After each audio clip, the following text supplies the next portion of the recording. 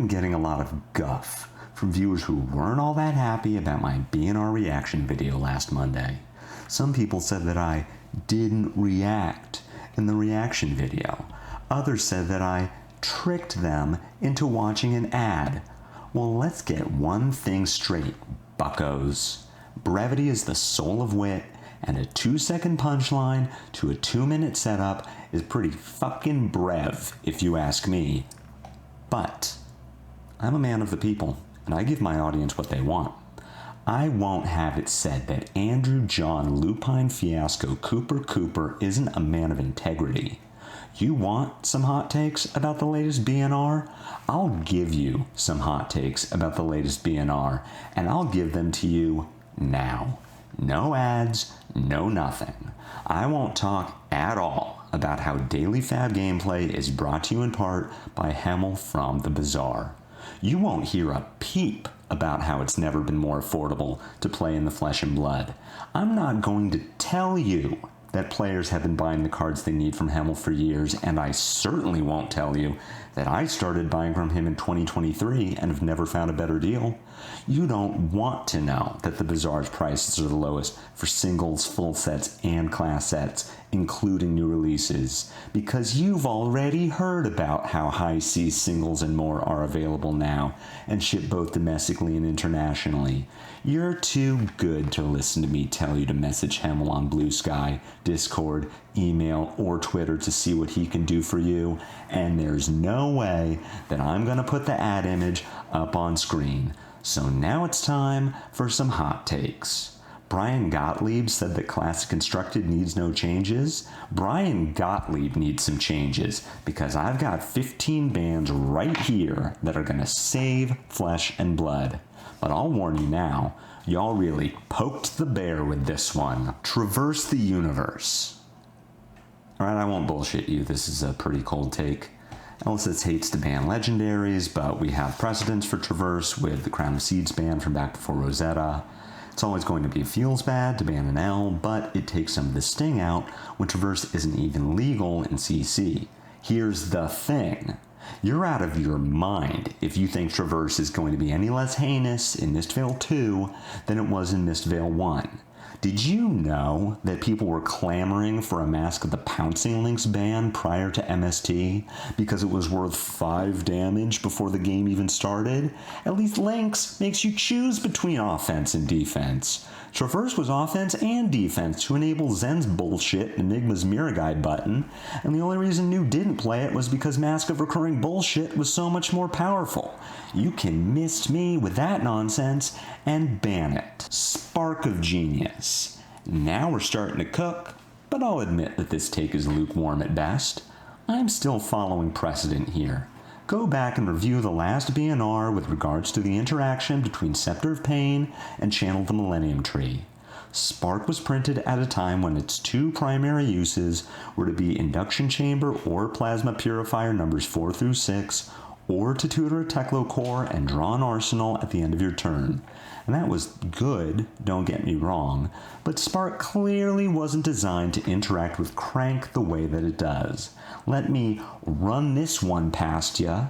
I play Spark, grab a 0 for 4 from my deck, crank it to get my action point back, put a counter on my gun, and draw a card?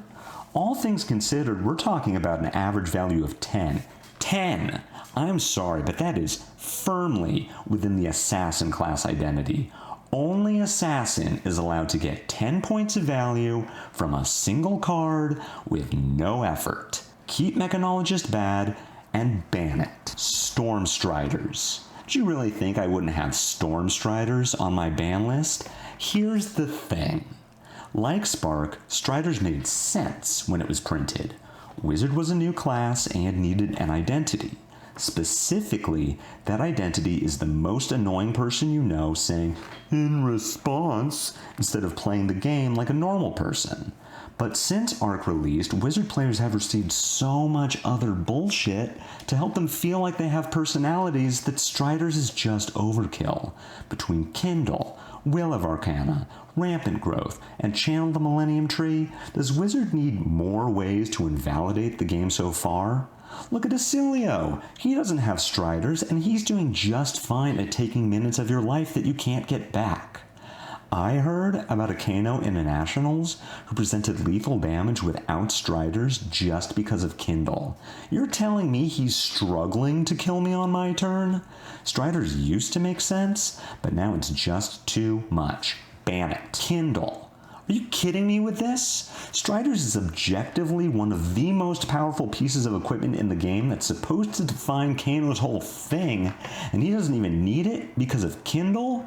No, but Lupine, Kano has to go on his whole quest to dump his hand before playing Kindle.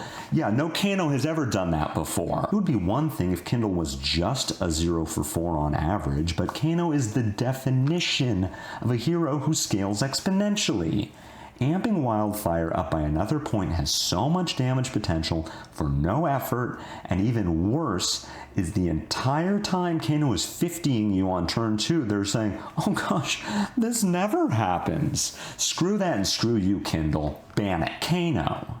If I had a nickel for every time I thought, there's no way anyone would bring Kano to a meta this hostile, only to get blown up by a Kano who just had it off the top, I'd have more nickels than a person should have. Did you know that Jeff Goldblum's character in Jurassic Park was referencing Kano when he said, nature finds a way? You may think that banning Striders and Kindle would be enough to cripple Kano, but that's when he's at his most dangerous. I'm not fucking around here, people. I'm trying to save Fab. Kano is the clear and present danger to the longevity of the game, and I'm telling you how to solve this problem. Ban it. 40 Health Illusionists. Once bitten, twice shy, thrice fuck it, I guess. We've had 4 Illusionists printed in Fab, and 3 of them have LL'd. Want to guess what they all have in common? Here's the part I don't get. You have a class whose entire identity is putting health on board, and I must clear it either because I'm forced to, or it would be stupid not to. And that health on board has already gotten value, because why wouldn't it be able to attack? And that works well in Magic, and we all love that game so much that we aren't playing it. So why, if the health has already dealt damage and is a literal health buffer, is that not accounted for in the Illusionist's starting health? I'm not saying that Enigma should have started at 28 because she had 3 Mirror guys in deck, but wouldn't we have all have enjoyed playing against her so much more if she did? Newsflash, Illusionists are allowed to be bad, and in fact, they'd be healthier for the game if they were. This combination of number and word on the same card, ban it. Prism. You see the way this bit is going, right? Surely you expected Prism to be on the list. But here's the thing. This isn't just about my hatred for Illusionist. No, James White is on record saying that Spectra was a design mistake. I'm trying to help the man out. There are 9 cards with Spectra in the CC format, and I totally get that you wouldn't want to put all of those on a single BNR announcement. That sort of bloodbath looks terrible from the outside, and we're trying to encourage new player growth by banning Spectra. So here's the trick, right? You don't need to ban 9 cards to remove Spectra from the game. You only need to ban 1. Do it. Guardians. Oh, come on, Lupine. You clearly have a thing against Kano and Illusionist, and now you're going to tell me that Guardian is OP? I'm not. No. This isn't an act of balance. This is an act of mercy. What did these poor Guardian players do to deserve this? They go a year and a half without dedicated support, which ultimately came in the form of a totally disjointed new mechanic that completely ignored the existing one, only to be rewarded with 2 new sets that, let's be honest, still won't get the class out of D tier. Want a class with good on-hits that aren't reliant on dealing 4 or more damage? Play Assassin. Want a class where you ignore good deck building practices so you can randomly luck into above rate turn cycles? Play Brute. Guardian players are like your friend who married their high school sweetheart, then stuck with that sweetheart for years, even though that sweetheart refused to mature past the age of 18, despite being surrounded by better options in the hope that maybe things would feel like they did at the beginning. But here's the thing. You need to tell your buddy that it's time to move on, and Guardian players need a push to do the same. LSS, please help them help themselves and ban Guardians. Ian Holland, hear me out. Ian's my buddy. He had his birthday last week. Everyone tell him happy birthday on Blue Sky at Fiendal Spirit. Now. He did a really good job casting UK Nationals last weekend. A really good job. LSS would be silly not to bring him back for more casting gigs, but here's the thing. I want casting gigs, and if Ian has them, then I won't get them. So, what's the solution? Ban him and give me his gigs. Do it. MAJIN Bay. Kind of a similar situation here, really. MAJIN is doing an amazing job with World Tour Weekly, but I want to do World Tour Weekly and can't if he's already doing it. So ban MAJIN and give WTW to me. Also, after Brendan Patrick took a step back from Fab, I thought I was a lock for best looking brunette white man still in the scene, and like, I am, but MAJIN makes it close, and that's not okay. So this is a two birds, one stone situation, you know?